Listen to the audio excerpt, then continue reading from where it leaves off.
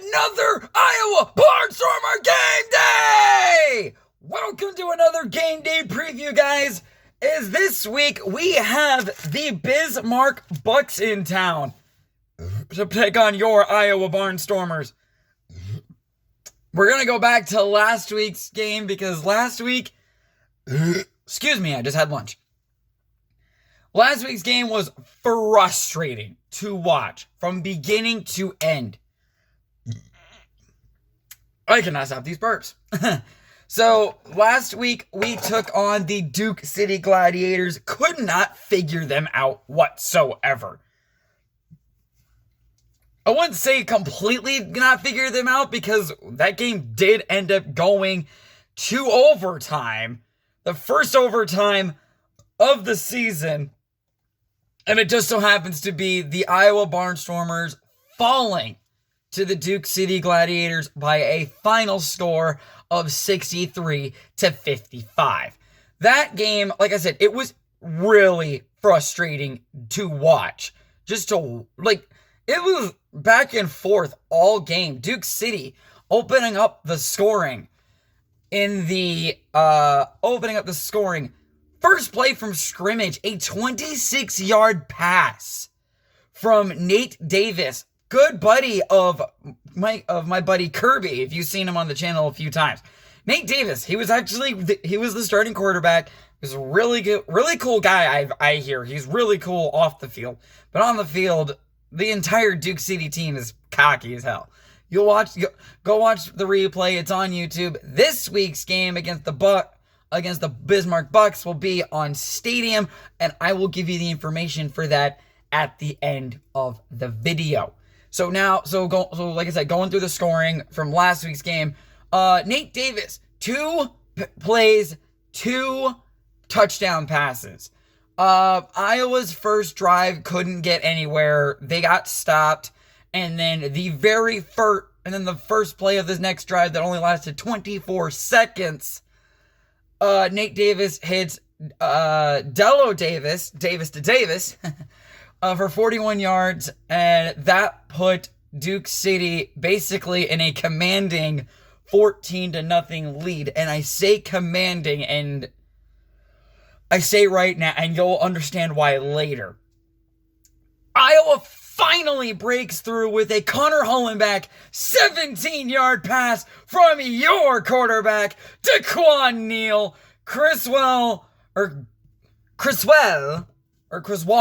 I believe. It's Criswell. Sorry, I learned the name is Criswell. Even though it's an E, it's actually Wall. Go watch the broadcast on YouTube. Kick was good, 14-7. So the Barnstormers find a way to cut the lead, and then Duke City strikes again.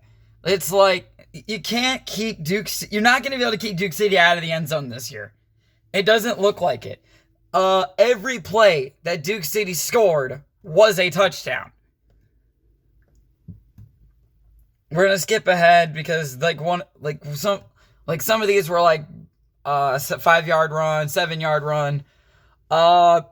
Second quarter score is 21-13 in favor of Duke City. Xavier Amy with a 26-yard pass reception from Nate Davis, making it 27-13. Daquan Neal with his longest run of the day, 23 yards, made it 27-20. And then Daquan Neal with a 6-yard run ties the game late. And then Duke City with an... Hang on. Sorry, they're outside mowing the grass. I thought it was something else. Okay, moving on. Duke City does take a 34-27 lead, but the Barnstormers found a way to tie the game going to the half. And hold on, let me hang on. Neal. 1, 2, 3. Well, that was his fourth, but we're going to go back to his third touchdown run. Give the cowbell hat trick to Daquan Neal, and he scores his third. This one, his 1-yard run to tie the game, was his fourth. Daquan Neal was basically our go-to guy on the ground. Daquan Neal had a really bad game when it came to offense, because I just don't understand why. His passes was terrible this year, was last week. He went 19 for 40 attempts. He passed under 50% completions and 4 touchdowns. And 4 touchdowns, or all 8 touchdowns were basically, it touched Daquan Neal once. Either if it was he was the one running it or he was the one that passed it. And I'm saying that, like, yes, I know some players get involved. Daquan Neal was involved in almost everything in this game today. Or last week. It's Saturday as I'm recording this. Tonight, the game tonight is coming up really fast. I got 5 hours before. I got to upload this within 5 hours. Which I'll be able to. I know I will. That was basically the only key thing about all that. Nate Davis had an excellent game on offense for the Gladiators. 19 for 25 for 228 yards. He had 7 touchdowns. Or 8 touchdowns that at least touched him, not counting the start. Or not counting the handoff from the centerman. There was 9 touchdowns for the Gladiators. One of them ended up being a Raymond Taylor touchdown run. I don't know what his longest was. I don't know if that... Oh, no, his longest was 23 yards. But I don't know if his... No, his longest was 8. He had 23 total. My bad. I'm having a hard time being awake at the moment. I don't know why. Andrew Mahoney shut down all game long. 1 touchdown reception. Elad Kuvalu had 2 touchdown receptions. And then Connor Hollenbeck had 1 touchdown reception. D'Amelio Davis with 3 touchdown catches. That's a hat trick. Give him the cowbell. Even though we don't do much cowbells. Even though we're going to do a lot of cowbell in the video now. Now that I actually have an Iowa Barnstormers cowbell, anything like big, we'll give a cowbell ring to. Nothing really else to talk about this game other than that the Barnstormers shot themselves in the foot when it came to penalties. Like, almost every penalty in this game was a Barnstormer penalty, and it shot themselves in the foot. And we're gonna basically skip the rest because there is another game I want to review before we get into the preview of the next game. And that's the Bismark Bucks. Yes, they played last week. We actually are reviewing an opponent for the first time that has played this season. And they took on the brand new team and what the heck am I looking at? It's the Northern Arizona Wranglers, but I'm looking at the website and it has the word Cougars. Oh God. Okay, focus, Trevor. So that game, Bismark took control in the first quarter and basically never gave it up. They scored 34 points in the first half. Final score of that game ended up being 61-39. Northern Arizona is a team that I was looking forward to, but the last 2 games that they've played, they've been blown out badly. Last week, it was against the in-state rival of the Arizona Rattlers. Now, they go on the road to Bismark, and they still can't even muster 40 points. Something's going on with this Northern Arizona team. Either better be, okay, we're figuring out our opponents before we actually turn it on, or this team actually is this bad and they're in their first year. If it is that, Northern Arizona fans, do not hate. Do not give up hope. The Iowa Barnstormers had a rough time their first couple of years in the Indoor Football League. 2018 is when we figured out who we really are, and finally broke through, and we beat the reigning champ in Sioux Falls in 2018 to win the Indoor Football League Championship. So any Northern Arizona fans, if you are out there, do not be afraid to keep watching this team and cheering on the good stuff. There will be more good stuff for this team ahead. I can see it. You guys have an awesome logo, awesome colors, and I've only seen one of your jerseys. If you have a couple more, I cannot wait to see them. Just a heads up on that. But anyway, moving on, let's go ahead and get into the individual stats. Bismarck had one quarterback.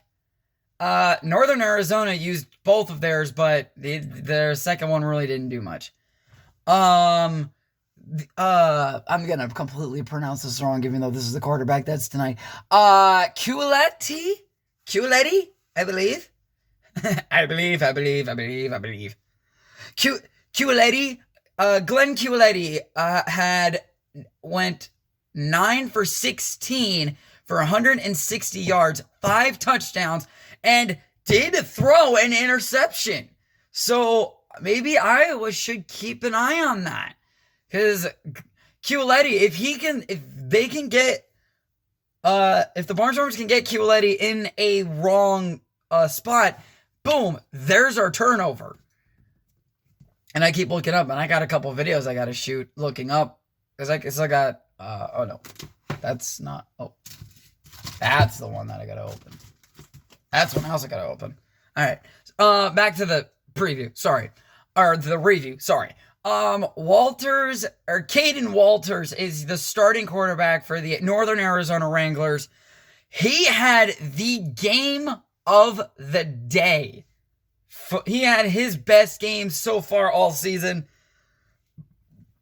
Basically going better than 50%, 15 for 29 attempts, 206 yards for 6 touchdowns. His longest was a 31-yard reception, and he was sacked twice. Oh, and Culetti did not get sacked once. There was no sacks in the Duke City and Barnstormers game, if I recall. I'll have to go back and look. Moving on down, nothing else really to look at. Just basically looking at the starting quarterbacks. So now we get on to the preview of this week's game, which will be on Stadium, which is this week's Indoor Football League Game of the Week. So, the Iowa Barnstormers are back home again at the Wells Fargo Arena in Des Moines, Iowa to face the Bismark Bucks, who are 3-1. Yes, I did forget to mention that. Bismarck did open their season early in like the first few weeks. It was only 3 teams that played in the first few weeks. The Massachusetts Pirates, the Louisville Extreme, the Green Bay Blizzard, and the Bismarck Bucks all played in the first 3 weeks of the season before the Barnstormers even opened up their season. Barnstormers heading into the game after a hard-fought loss in overtime against the Duke City Gladiators, 63-55 last weekend. The Iowa offense was heavily led by the 2019 MVP and the IFL Player of Week 4 quarterback Daquan Neal. Daquan Neal ended the night by scoring 4 out of 8 touchdowns for the Barnstormers on either side.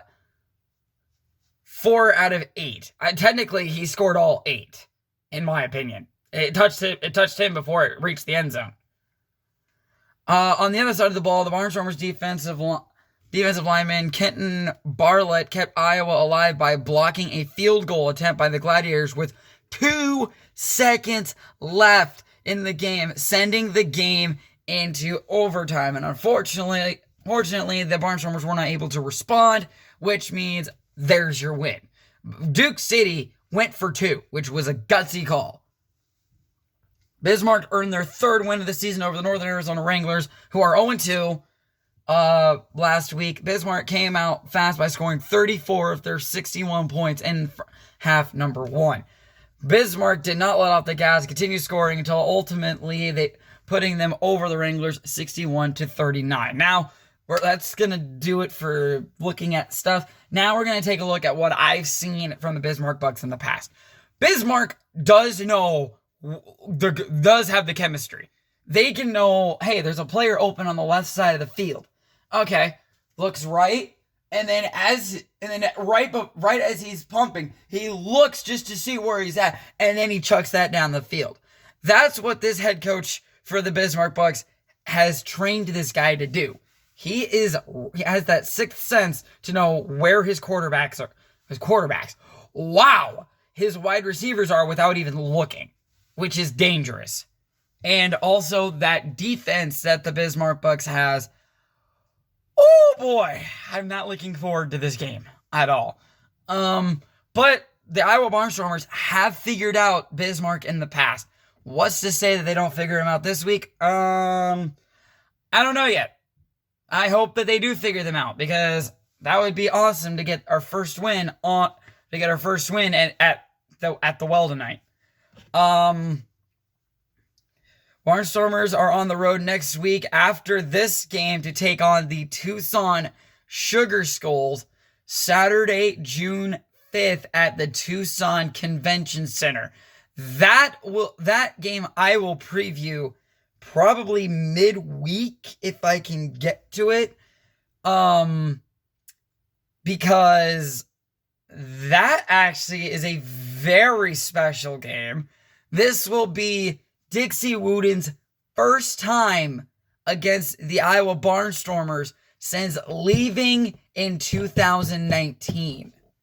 So it's going to be a good one. And I cannot wait to preview that for you guys. So like I said at the beginning of the video, if you guys want to watch the game, it will be on watchstadium.com, or if you have a smart TV, Samsung preferably, if you have a Samsung TV Pass, Stadium is one of the channels that you can watch. So keep an eye. So I don't remember what the channel number is. I would have to look myself. But yeah, that is the opponent for this week. It's the Bismarck Bucks. Next week, well, it's the Tucson Sugar Skulls, and I think we're off that next week. I'm pretty sure we are off. If not, we have, because I know we only have one home game next month. And we'll figure that out as we get there. But guys, until then, we all got fevers. And I'm your doctor. I prescript that cowbell. You guys have a good night, and go Barnstormers!